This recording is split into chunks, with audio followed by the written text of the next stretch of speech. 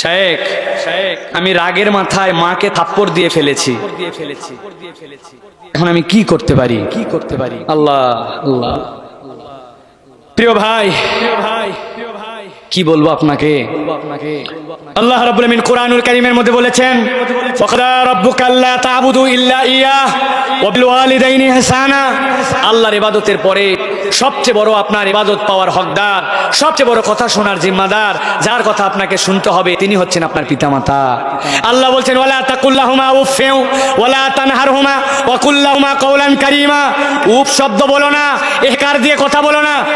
আমার বাপ মার সাথে আমি ঝাড়ি দিয়ে কথা বলি না, কথাই বলবো না। আল্লাহ বলছেন জি না, ওয়া কুল্লাহুমা কাওলান কারীমা।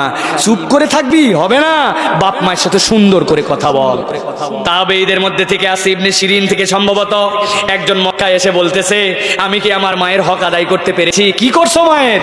বলে, আমার মাকে আমি মাথার মধ্যে করে মিশর থেকে নিয়ে আসছি, আসার পরে আমি হজ করাইছি, তাওয়াফ করাইছি, সাই করাইছি, সব করাইছি। আমার মাকে কোলে করে আমি হজ শেষ করাইছি, মিনা মুজদালিফা আরাফা। আমি কি আমার মায়ের হক আদায় করছি? উনি বলতেছেন, তোমার মা তোমারে 9 মাস যে পেটে নিয়েছিল তার একদিনের হক আদায় করতে পারো না। আপনি আপনার মাকে থাপ্পড় দিয়ে দিছেন। আহারে কি করবেন?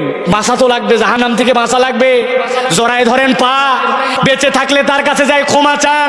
কেমনে ক্ষমা করবে আপনি জানেন না। আপনি শুয়ে পড়েন মাটিতে, আপনার মাকে তার পা আপনার মুখের উপরে তুলে দেন, দিয়ে বলেন, মা তুমি আমাকে মাফ করে দাও, জীবনে একটা ভুল করছি মা, আর কোনোদিন ভুল করব না।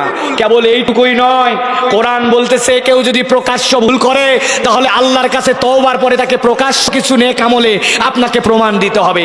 আপনি এরপরের থেকে মায়ের জন্য এমন বিনয়ী হবেন, এমন কথা বলবেন, এমন দান সদকা করবেন, এমন নামাজি হবেন, এমন ইবাদত গুজার হবেন, আপনার মা যেন বুঝতে পারে ওই ভুলের পরিবর্তে আমার সন্তান আজকে এরকম করতেছে।